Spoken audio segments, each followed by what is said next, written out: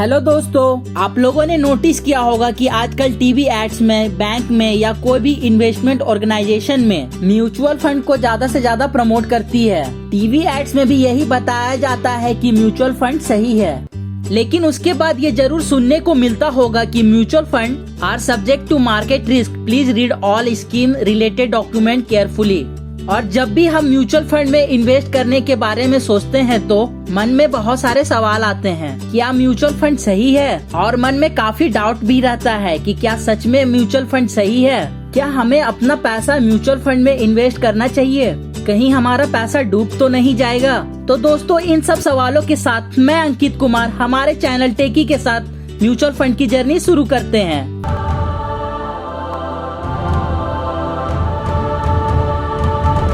अगर आप rich dad poor dad या कोई भी फाइनेंशियल मैनेजमेंट के ऊपर बुक पढ़ी होगी तो ये जरूर जानते होंगे, इन सब बुक में एक कॉमन रूल आपको जरूर मिलेगा कि आप अपने इनकम का 10% सबसे पहले अपने आप को दे। मतलब कि अगर आप महीने का 10,000 कमाते हैं तो 1,000 अपने आप को दे सबसे पहले, बाकी 9,000 से अपने एक्सपेंसेस मैनेज कीजिए और उस 10% मतलब 1,000 को कहीं सही जगह इन्वेस्ट करो जिससे आपको हाई रिटर्न मिल सके। तो म्यूचुअल फंड सही है या नहीं, ये जानने से पहले ये जान लेते हैं कि म्यूचुअल फंड क्या है। What is mutual fund? अगर आप गूगल करेंगे तो पाएंगे mutual fund is a company that bring together money from many people and invest in stocks, bonds और अदर एसेट। मतलब कि म्यूचुअल फंड्स एक ऐसा ग्रुप ऑफ एक्सपर्ट्स की कंपनी है जो बहुत से लोगों के पैसे को स्टॉक्स, बॉन्ड्स और कई सारे एसेट्स में इन्वेस्ट करती है, जो फाइनेंशियल लॉस और मार्केट में पैसा डूबने से बचाता है। तो अब सवाल आता है कि म्यूचुअल फंड सही है या नहीं? तो इसका जवाब है हाँ, म्यूचुअल फंड सही है, क्योंकि म्यूचुअल फंड्स कंपनीज को सेबी रेगुलेट करता है।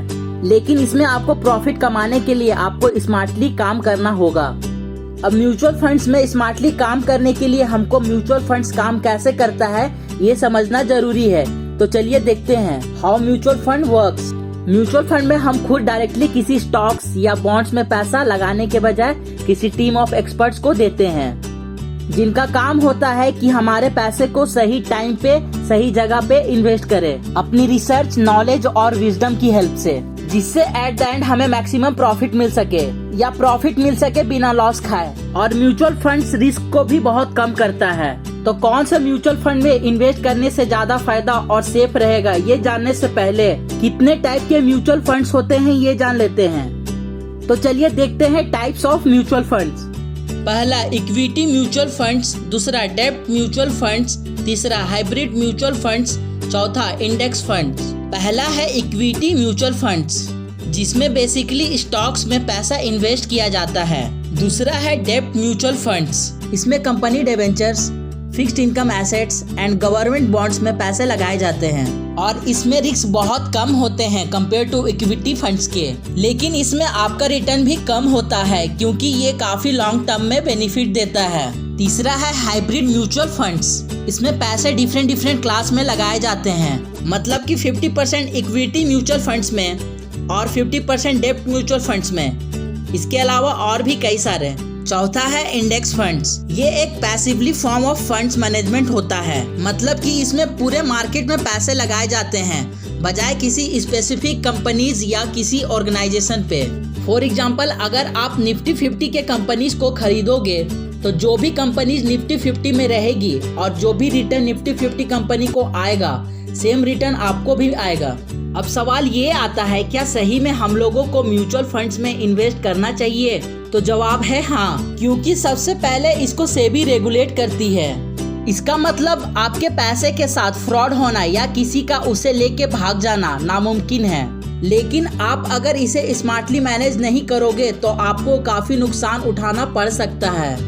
और अगर आप इस सोच के साथ मार्केट में आते हो कि आप जल्दी से जल्दी अमीर या फिर बहुत ज्यादा प्रॉफिट कमा लोगे तो आप म्यूचुअल फंड को भूल जाओ। लेकिन अगर इसे अच्छे से सीख कर करे तो आपको बहुत प्रॉफिट दे सकता है।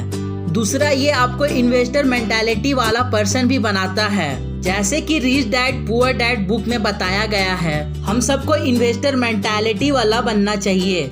तीसरा, सबसे बड़ी ये वजह है कि इन्फ्लेशन 6 से 7% की रेट से बढ़ रहा है इसका मतलब महंगाई बढ़ती जा रही है और हर साल पैसों की वैल्यू भी कम होती जा रही है।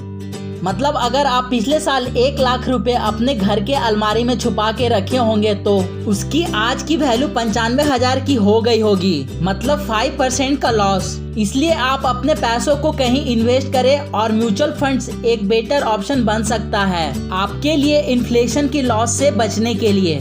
चौथा वजह यह है कि आपको कंपाउंड इफेक्ट का फायदा हो सकता है। चलिए इसको एक सिचुएशन से समझेंगे। मतलब कि आपको अगर 2 ऑप्शन दिया जाए, राइट नाउ आप अभी मुझसे 1 करोड़ रुपए ले लो, या फिर मैं आपको 1 रुपये आज दूंगा और वो हर दिन अगले 30 दिनों तक 1 का डबल होगा, तो आप कौन सा ऑप्शन चूज करोगे? वेल, आपको अगर कंपाउंडिंग का पावर पता है तो आप 1 रुपये वाला ऑप्शन चूज करोगे, क्योंकि 1 रुपया दूसरे दिन 2 रुपया और तीसरे दिन 4 रुपया हो जाएगा। लेकिन 25वें दिन वो 1,67,77,216 रुपीज और 30वें दिन 53,68,70,912 रुपीज हो जाएगा।